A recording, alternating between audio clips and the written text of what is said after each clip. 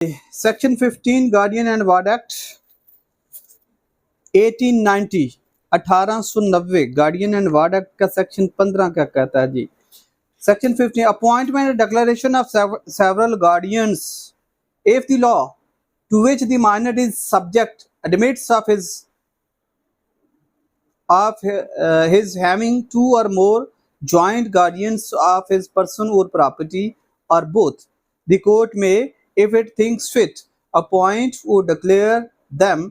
Separate guardians may be appointed or declared of the person and of the property of minor. If a minor has several properties, the court may, if it thinks fit, appoint or declare a separate guardian for any or more of the properties.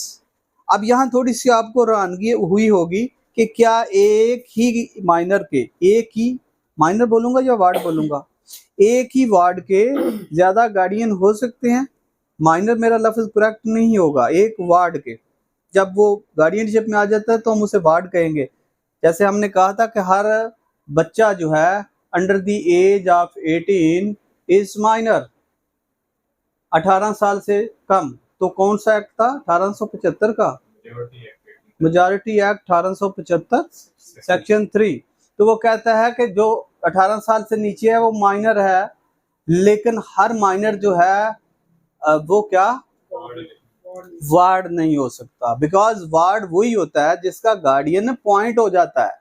De facto guardian का को भी ward में की definition मिल जाएंगे।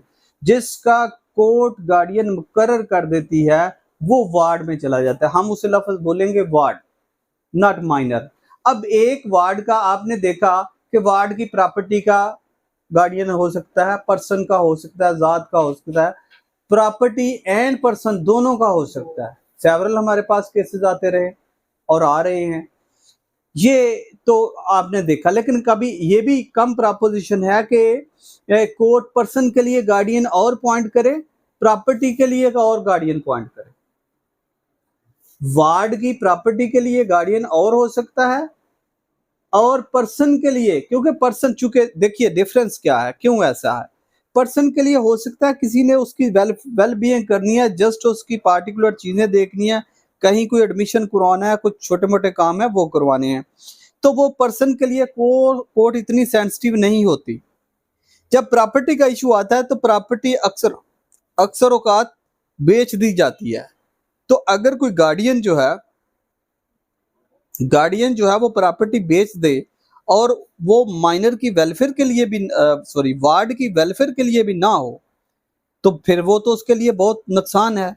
तो इसलिए court sensitive होती है उसकी प्रॉपर्टी। फिर अगली बात कि क्या वो प्रॉपर्टी बिलोंग टू वार्ड और नॉट, उस वार्ड से है कि नहीं है, उसके से कोई तल्लक भी है कि नहीं, इसलिए भी कोर्ट ज्यादा विजिलेंट हो जाती है। अब यहाँ जाके नीचे जाके एक और बड़ी डिफरेंट सी बात आएगी, और ये भी याद रखिएगा, ये प्रैक्टिस में आपको पता भी शायद चला होगा, लेकिन लॉ में आज आप देखेंगे।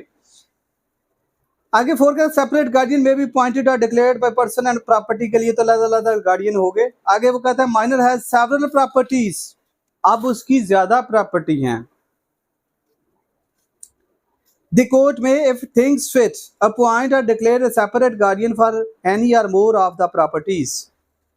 एक के लिए अलग और चार प्रॉपर्टी के लिए अलग, या चारों के प्रॉपर्टी में अलग अलग जो गार्डियन है वो वार्ड के पॉइंट किए जा सकते हैं।